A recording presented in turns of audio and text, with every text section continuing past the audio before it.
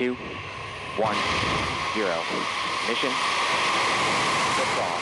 Falcon 9 with the DART mission on the way for humanity's NASA first ever has planetary successfully launched a spacecraft on a mission to smash into an asteroid. The space agency is testing whether it would be possible to knock a speeding space rock off course if one were to threaten Earth. The DART spacecraft lifted off from Vandenberg Space Force Base atop a SpaceX Falcon 9 rocket. Did you get all that? Joining us live tonight is Assistant Professor of Astronomy at York University, Jesse Rogerson, along with CTV News' Science and Technology Specialist, Dan Riskin. Thank you both so much for joining us. You both have the coolest jobs ever. So can we start for a moment? Jesse, let's start with you. What is going on here? Why is NASA trying to hit an asteroid? That's right. Well, people ask me actually all the time about, what would, that dinosaurs were killed by a big, huge asteroid. Is that ever going to happen to us? And the truth of the answer is the likelihood of getting hit by something that could completely wipe out humanity is low. There's a low chance of that happening, but it's not a zero chance of that happening, right? It could happen. There's millions of asteroids flying through the solar system. They're zipping around the solar system at ridiculously high speeds, tens of thousands of kilometers an hour, which means they pack a big punch, even if they're relatively small in comparison to a planet. For example, if you remember back in 2013, an asteroid or meteor about the size of 10 to 20 meters or so airburst over Chelyabinsk in Russia and caused quite a lot of damage. So in the interest of being prepared for a possible future threat, what we've done here, what NASA has done here, is launched a spacecraft off to a double asteroid. It's called Didymus. There's a large asteroid and a smaller asteroid orbiting it. And the goal here is to literally smash the spacecraft into the smaller asteroid orbiting around the bigger one to see if we can knock it off its orbit a little bit, redirect that asteroid to basically practice for if that comes up in the future and we have that tool in our tool belt to attack a problem like that coming up. Wow. So, Dan, let's talk a bit more, as Jesse noted, about this spacecraft. We've been showing our viewers some great images here. I want to call it video.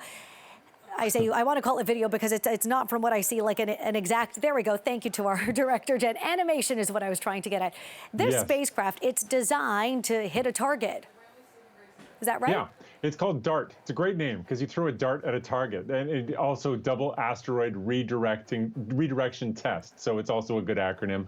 But here's the physics of it. You've got a spacecraft the size of a dishwasher, and you're going to whip it at an asteroid that's a third the size of the CN Tower. Like, the diameter of this thing is about a third the size of the CN Tower, just to give you a Toronto-sized scale for this thing. And you would think that, something the size of a dishwasher would not make much of an impact on something that big, but those are the tools we kind of have if something's ever coming towards the Earth.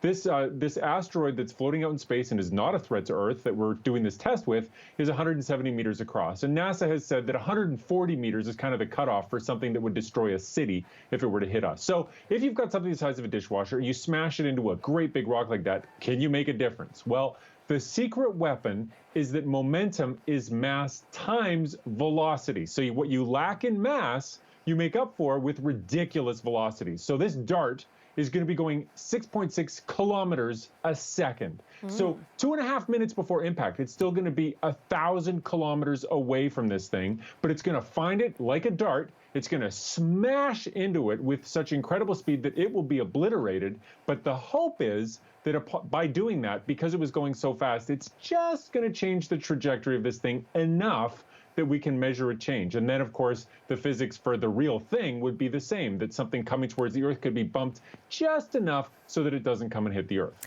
And Dan, when you say obliterated, do you mean that, this asteroid disintegrates into little pieces and just sort of disintegrates into space? No, I think the asteroid's going to be much better off. I think it's going to be the spaceship that gets destroyed. And in fact, the spaceship is so certain of its own peril that it's going to launch a selfie camera out of its rear end right before it hits to videotape the whole impact sequence so that we get a view of what happened. So this is all going to take place in about 10 months in September. And with any luck, we'll have images, maybe even video from the event. So yes, so the way you describe it is like a nudge to move it out of the way, just so that we're safe enough. So Jesse, if I can ask you, how many asteroids do we here on Earth need to be worried about, let's say in the next 10 to 20 to 30 years? How big of a problem could this be? As you both acknowledge, the likelihood of an asteroid coming down and just destroying Earth is rare. Well, I'll tell you this. As you said, in 10 to 20 to 30 years, there's basically no asteroids that you need to be worried about. We have a good handle on all the asteroids, as Dan pointed out, above 150 meters in size, 140 meters in size. We know where they are. We know where they're going. We know their orbits very well. They're not going to be posing any threat to us in the next 30 years. In fact, NASA has pushed that probability out to about the next century or so. So there's a handful of asteroids, I say a handful, something like 1,500 that are of that possible size, but they're not posing any threat to us for the next 100 years or so. However, there's still the point to be made that those are just the ones we know about. And there is always the possibility that there's another asteroid out there that we haven't found yet, which means one of the keys to planetary defense isn't just the ability to redirect an asteroid. One of the keys to planetary defense is finding the asteroids in the first place. Jesse, I'll continue with you here. Maybe I should have clarified off the top. Can you explain what an asteroid is? And aside from its size, why this would pose any kind of threat? Well, an asteroid is just a large chunk of rock that's floating through space. There's millions of them in the solar system. It's basically what it is it's unprocessed material from the beginning of the solar system. So this is material that never fell onto a planet or never became part of a moon or never got flung out by Jupiter or whatever. And it's been floating through the solar system. They're a large range in sizes. They range from pebble sizes to the size of small moons, right? And they're moving through the solar system at tens of thousands of kilometers an hour. So if that were to intersect with our orbit and meet Earth, that would be quite a perilous thing.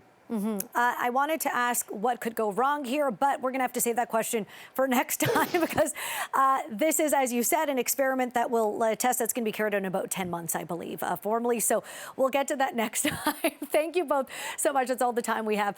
Jesse Rogerson, who is a professor of astronomy at York University, along with Dan Riskin, our science and technology specialist with CTV News. Interesting chat. Cool job for you both, and something we'll continue to follow with much fascination. So thank you so much. Thanks for having me.